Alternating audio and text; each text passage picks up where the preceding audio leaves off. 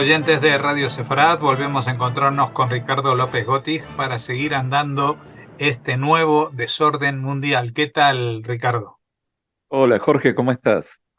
Bueno, vamos a hablar hoy, creo, de una gira del ministro de Relaciones Exteriores de Rusia, Lavrov, en Latinoamérica, pero no en toda Latinoamérica, ¿no?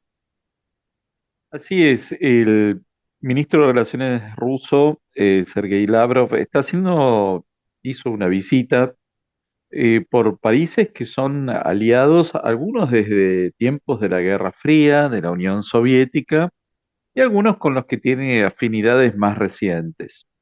En este caso, la visita se ha centrado en Cuba, en Nicaragua, dos antiguos aliados durante la Guerra Fría, y se han sumado Venezuela y Brasil. Sabemos que Venezuela, a partir de Hugo Chávez y Nicolás Maduro, se ha ido acercando a Rusia en el escenario mundial, y Brasil, que desde hace unos años juega una política bastante ambigua, incluso desde el periodo de Bolsonaro. Es decir, Brasil no se ha sumado a las sanciones económicas y financieras frente a Rusia a partir de la invasión a Ucrania del 2022, cuando el presidente era Bolsonaro, y ahora ha habido una intensificación de las relaciones entre ambos países. Pero bueno, vamos de a poco con cada uno de estos. En principio, Nicaragua tiene una ligazón muy fuerte primero con la Unión Soviética en tiempos del régimen sandinista, cuando ya Daniel Ortega era presidente de Nicaragua, y esta relación se mantiene los últimos años, aunque no existe la misma sintonía ideológica, pero sí hay un fuerte anti Estados Unidos, ¿no? Un sentimiento muy fuerte frente a Estados Unidos. Por otro lado, Lavrov va a visitar Cuba cuando la Asamblea Nacional Popular, es decir, lo que sería el Parlamento cubano, va a proclamar un nuevo periodo de Díaz-Canel como presidente. Con lo cual, también está este punto de vista protocolar. Sabemos que Cuba ya desde 1959 se alineó automáticamente con la Unión Soviética, con lo cual esto no es sorpresivo. En el caso de Nicolás Maduro, esta es una alianza que se forja ya en tiempos de Hugo Chávez, también con la prédica común frente a los Estados Unidos en todo lo que es la cuenca del Caribe, y que la Venezuela de Chávez y en menor medida la de Maduro fueron sosteniendo varios regímenes y movimientos políticos como contraposición a Estados Unidos en América Latina. Por consiguiente, ahí hay una relación que ya tiene sus años, pero que claramente esto se va forjando cada vez más. En el caso de Lula, esto es muy interesante porque si bien Bolsonaro tuvo una actitud bastante ambigua con respecto a la invasión rusa a Ucrania, en el caso de Lula, en los últimos días ha formulado una serie de declaraciones bastante erróneas y, la verdad, desafortunadas, porque según él, bueno, una guerra se hace a dos, lo cual es bastante lógico. No hay una guerra en la que participe uno solo, pero que está llamando a Ucrania a ceder territorio. Es decir, que Ucrania reconozca finalmente que la península de Crimea es parte de Rusia. Esto es una demanda desde el 2014, ¿no? Cuando en realidad esta guerra de invasión comienza en el 2014, y ya en esa circunstancia el Brasil de Lula y Dilma Rousseff tuvo una actitud bastante ambigua, pero ahora no está formulando un plan de paz.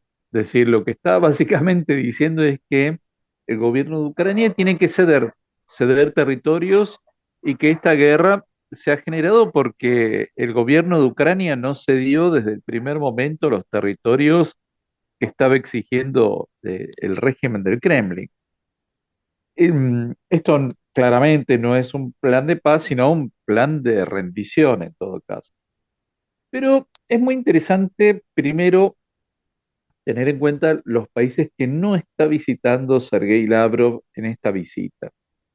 Uno es Bolivia, donde hay una clara influencia de Evo Morales en ese contexto, y el otro es Argentina, la República Argentina, que ha tenido también una posición bastante ambigua con el presidente Alberto Fernández. Él viajó a Rusia días previos a la invasión, lo cual fue de una torpeza mayúscula, porque sabiendo que había alrededor de 100.000 soldados apostados en la frontera, no solo hizo esta visita a Rusia, sino que además hizo la oferta de que Argentina fuera el lugar de acceso de Rusia hacia América Latina.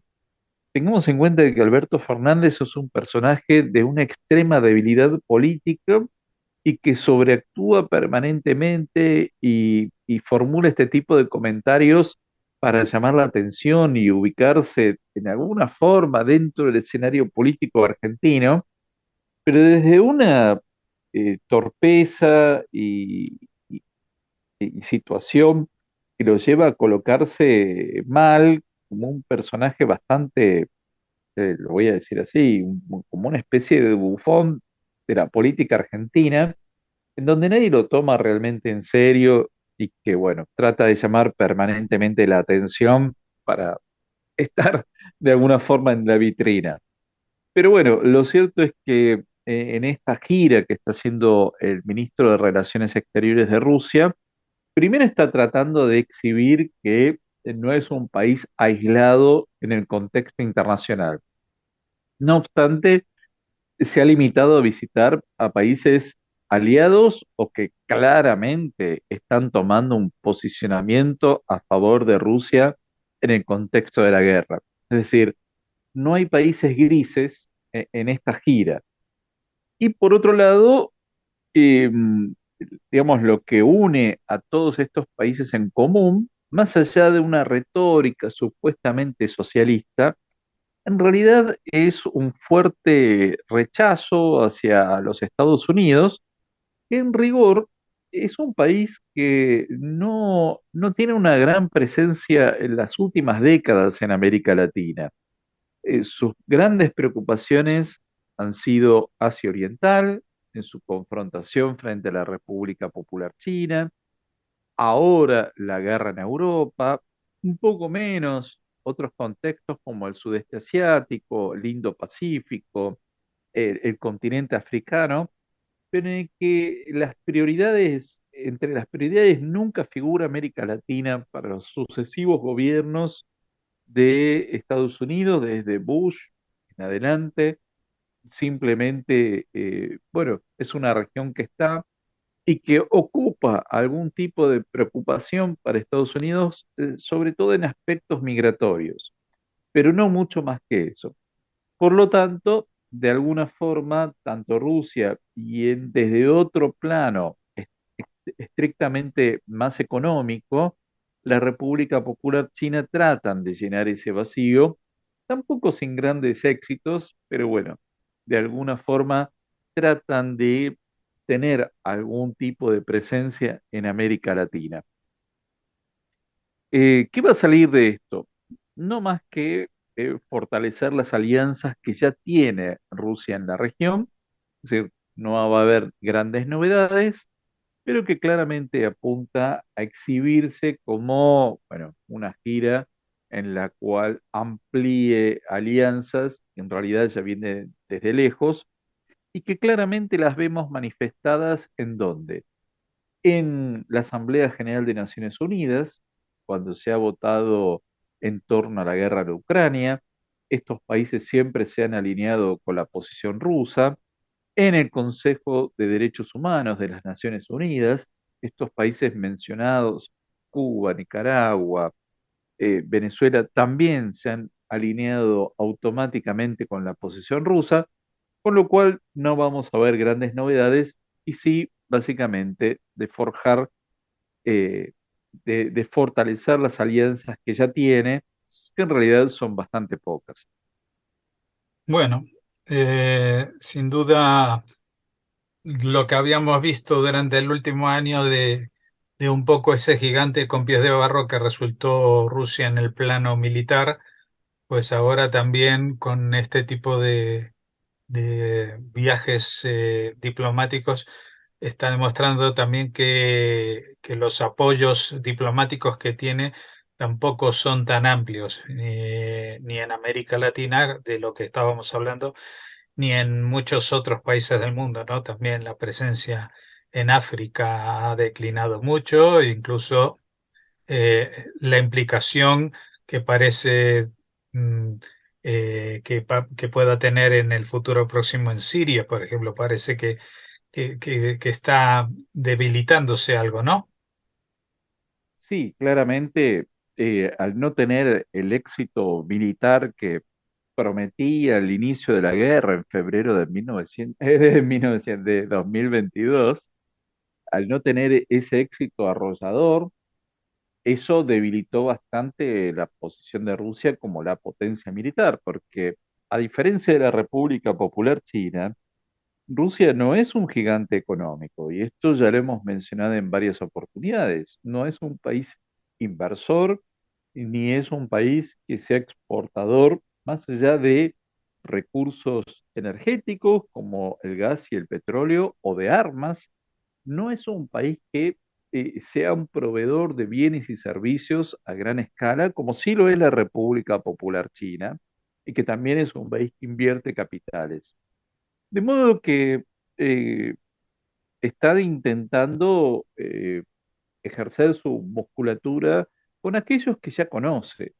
No, no estamos viendo mucho más que eso, pero bueno, en términos de propaganda, sobre todo interna, le permite de alguna forma mostrar que tiene algunos vínculos internacionales, sobre todo por el gran impacto que generó el pedido de captura de la Corte Penal Internacional de La Haya a Vladimir Putin. Es decir, de alguna forma tiene que mostrar que algunos amigos tiene en el mundo, y por eso va también a los lugares que son seguros.